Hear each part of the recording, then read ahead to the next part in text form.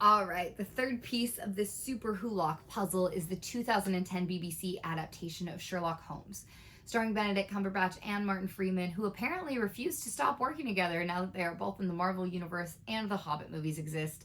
Um, First of all, I'd like to say how dare Netflix for not having this available to stream anymore, and how dare the universe for not telling me that in order to do this rewatch, I would have to buy it. Ew. Bullshit. Anyway, as I rewatch Sherlock, I have to both appreciate and curse the formatting. Hour and a half episodes are great. Only having 3 of them, however, sucks ass. Even if you broke that into normal episode length, that only gives you 5 to 6 episode seasons, which is such a BBC fucking thing to do. You know what? Stephen Moffat thing to do. It's Stephen's fault. He's the one that broke my heart in Doctor Who too. A Study in Pink is our first episode, and the BBC cast this so brilliantly. SuperWhoLockians are definitely drawn to the snarky, brilliant asshole, i.e. the Doctor, most of his companions, Dean Winchester, Crowley, and really most of the angels and demons on Supernatural. Quite frankly, both of our leading men in Sherlock. I also forgot how much I love Molly and kind of really hate how Sherlock treats her. Pointing out how her lips look smaller without lipstick was so Sherlock and so rude. The first interaction between Sherlock and John is so funny.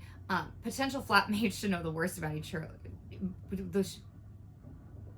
Potential flatmates should know the worst about each other. Sherlock, my love, my dear, staying silent for days and playing the violin are not the worst parts about living with you. Sherlock looks so offended when John pauses before telling him what he thinks of his blog. But of course, their personality types immediately click. Sherlock's desire to be correct and admired, and John's desire to be needed work very well together.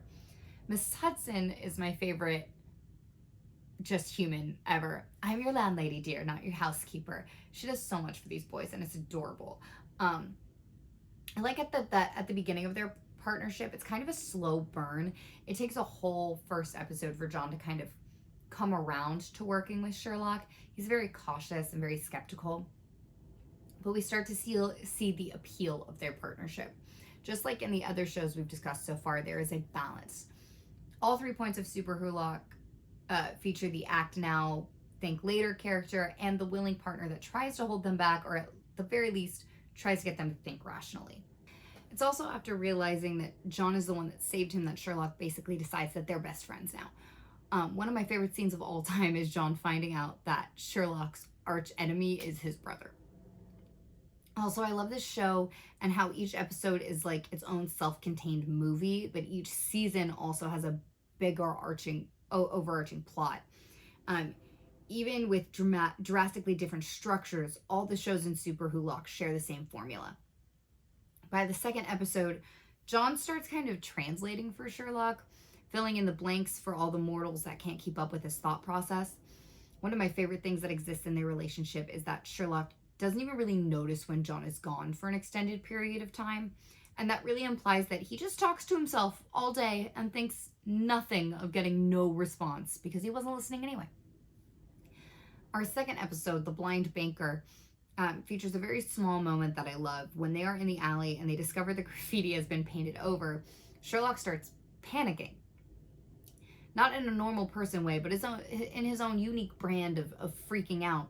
He tries to get John to remember all the images that he saw. And John basically tells him to chill because he took a picture.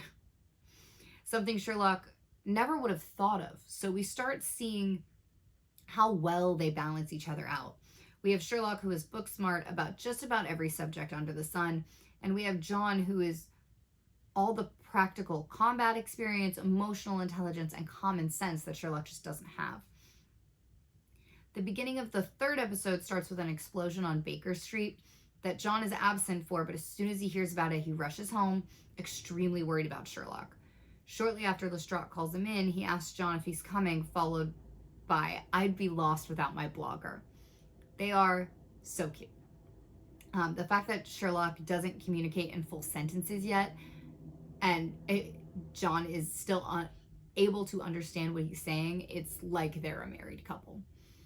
The final episode of the season, John and Sherlock really come to an understanding. At the beginning of it, John is kind of astonished that Sherlock doesn't understand what seems to be very basic information, like the fact that he doesn't know that the earth revolves around the sun. And Sherlock explains to him that it doesn't matter, that there are literally more important things being contained in his brain. And as the episode evolves and Moriarty puts increasingly more pressure on Sherlock, I think it becomes more evident to John how Sherlock's brain works, as well as Sherlock understanding that the knowledge that John has is also beneficial to solving cases. So they come to this kind of mutual understanding that they need each other. And that really ties them together and puts them on the same level of Sam and Dean or Doctor and Companion.